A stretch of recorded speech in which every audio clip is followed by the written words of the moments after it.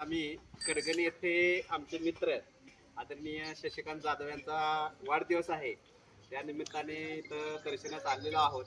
आणि या प्राचीन श्रीराम मंदिराचं वैशिष्ट्य असं आहे की तुम्हाला आत या दाखवतो. याच आहे